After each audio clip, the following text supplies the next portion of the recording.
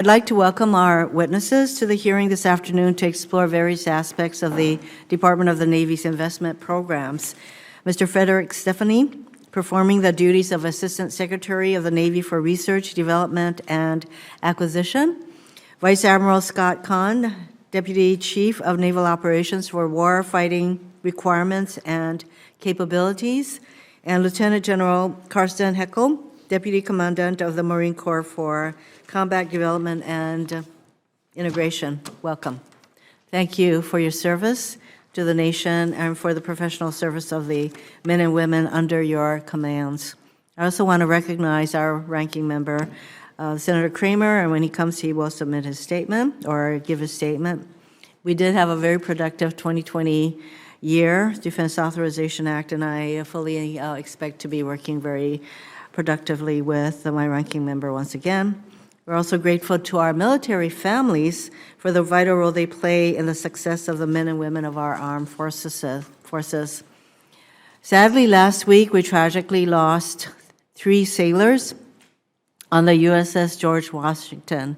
On behalf of this subcommittee, I would like to offer my deepest condolences to their family members and to all members of the USS George Washington family.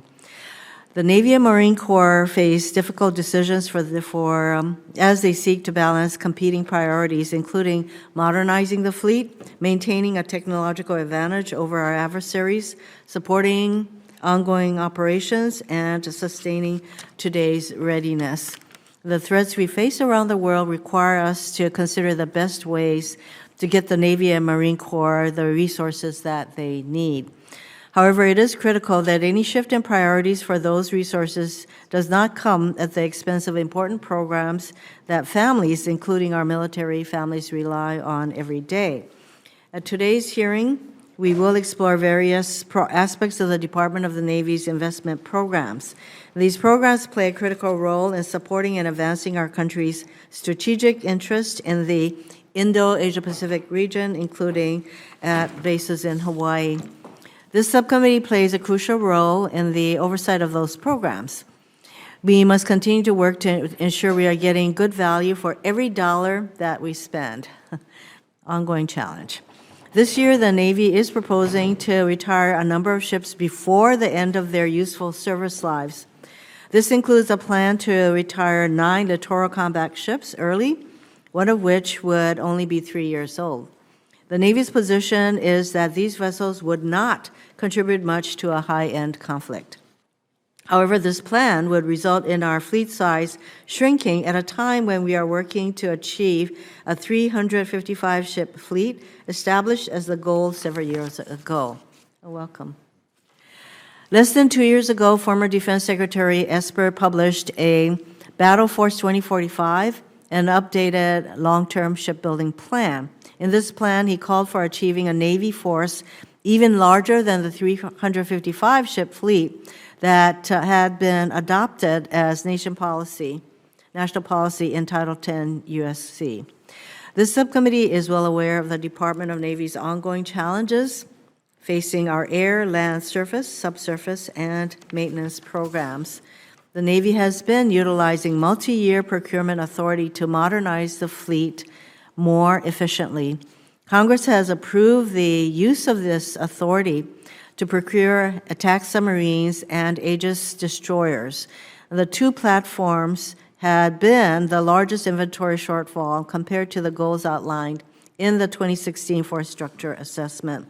I look forward to hearing today about the Navy's multi-year contract plan for building destroyers over the next 5 years and how the plan will address our concerns for a potential shortfall. We are also well aware of the significant changes the Marine Corps is contemplating in reorganizing itself to deal with operations against near-peer competitors. I expect to hear today how the realignment of the force to reflect the Commandant's vision for the Marine Corps is reflected in the plans and programs in fiscal year 23 budget proposal. I'm also interested in hearing from Secretary Stephanie about the vital role our public Navy shipyards play in maintaining a ready and capable fleet. And while shipyards are not necessarily within what we call the kuleana of this committee, it's all tied together, because build ships, you have to repair and maintain them. I'm encouraged that the Navy has finally gotten serious about investing in this critical shipyard infrastructure that has been neglected for far too long. I look forward to hearing from you this afternoon about how the fiscal year 2023 budget supports this shipyard modernization plan. I look forward to working with the Navy to ensure that the shipyard plan, as I said, stays on track, and that you are requesting the appropriate resources for that plan to proceed.